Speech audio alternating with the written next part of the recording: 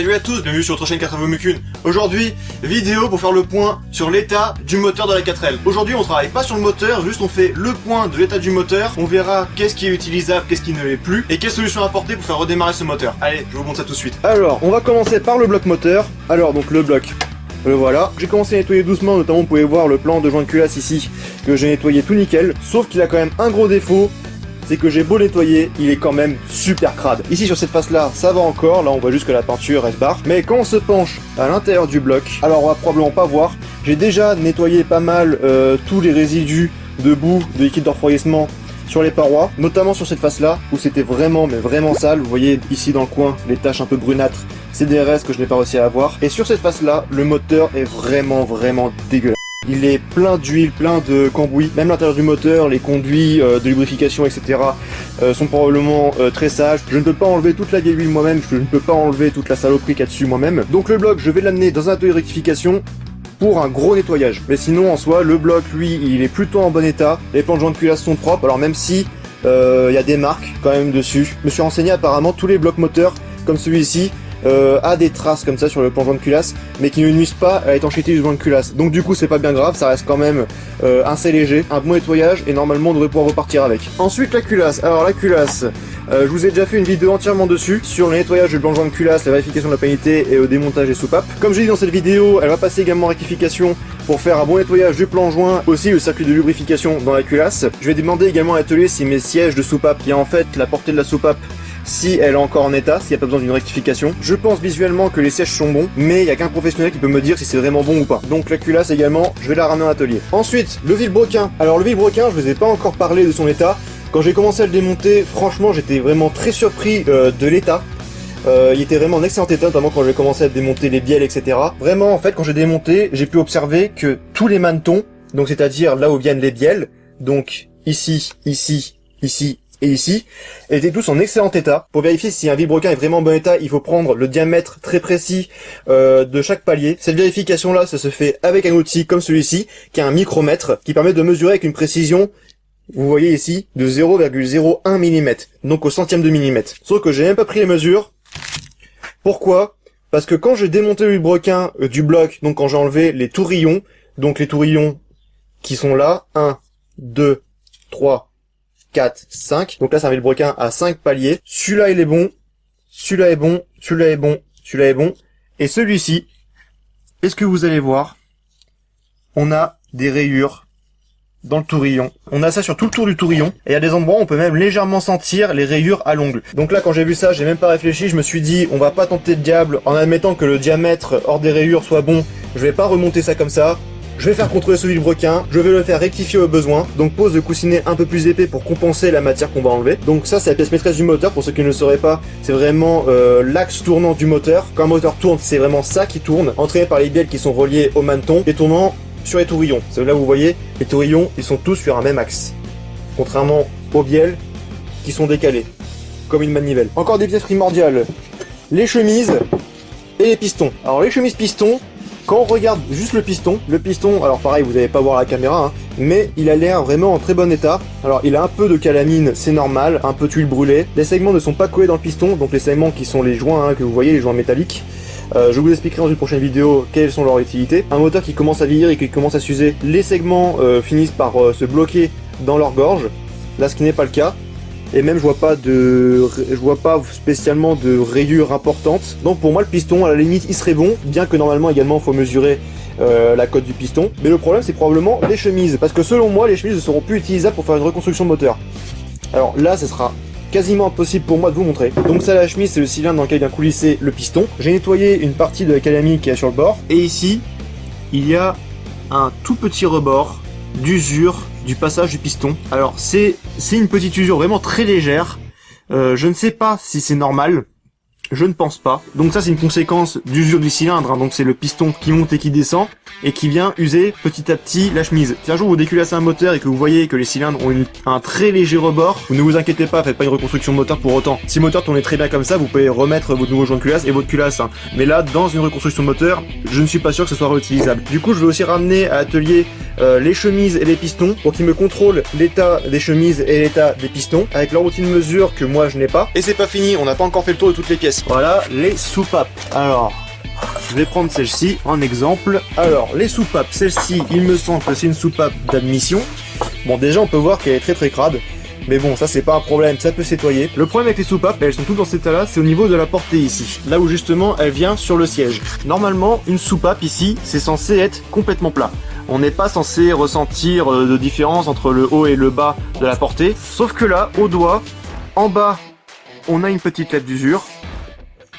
En haut aussi. Alors ça peut être un effet de la calamine qui s'est mis sur la soupape, mais je ne pense pas, parce que vraiment c'est quelque chose, c'est dur quoi, hein, c'est... Pareil, les soupapes, ça se rectifie, on peut la faire passer sur une machine pour redonner à la soupape une portée parfaitement plate. Donc là c'est également enlever un petit peu de matière, hein. C'est juste enlever le rebord d'usure pour venir sur quelque chose de vraiment plat. Si jamais ça c'est pas fait, on risque, après le rodage des soupapes, d'avoir un défaut d'étanchéité ou alors une usure un peu prématurée. Ce serait clairement une fausse économie de passer à côté. Donc les soupapes, je vais également les ramener à l'atelier. À peu près tout le moteur en fait. Bon là on est à peu près à la fin des pièces à potentiellement rectifier.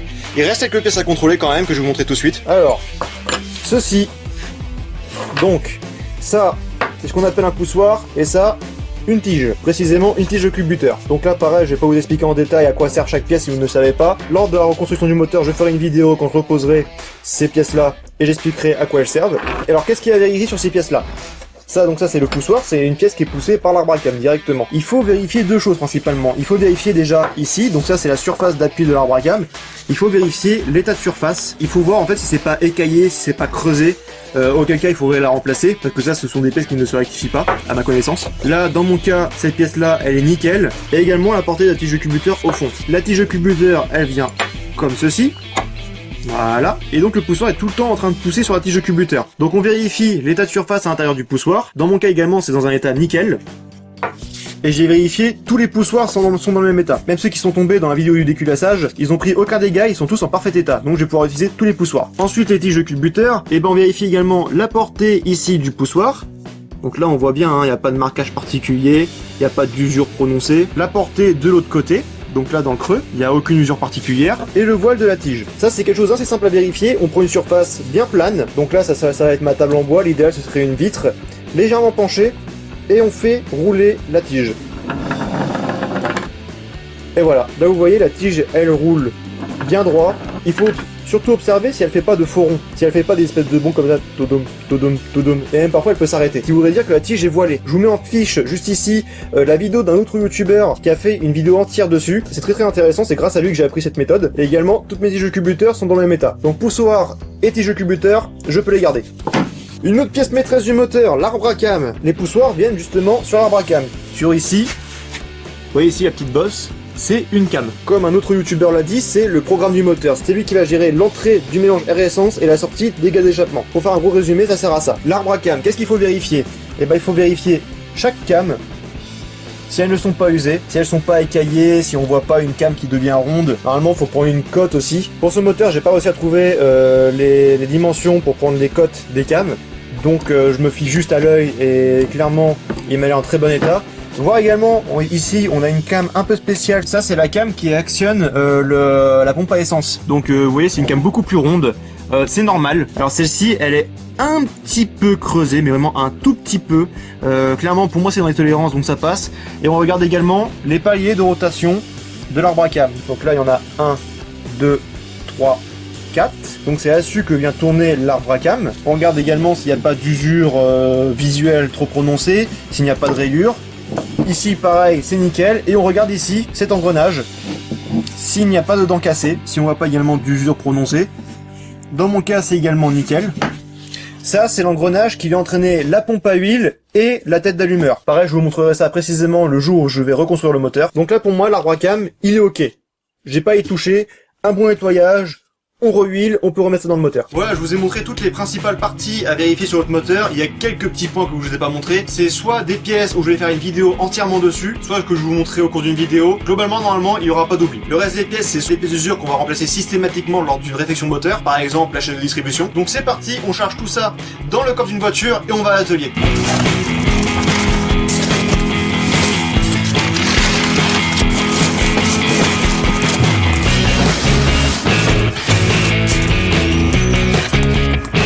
Allez, plus qu'à y aller.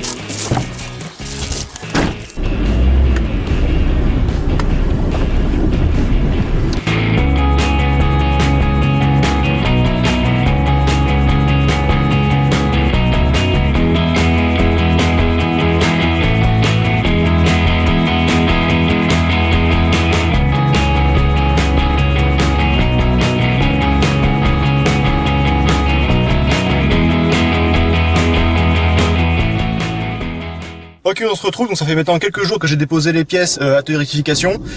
Aujourd'hui on va aller voir la rectification de la culasse et peut-être la rectification des soupapes. Je vous emmène avec moi tout de suite.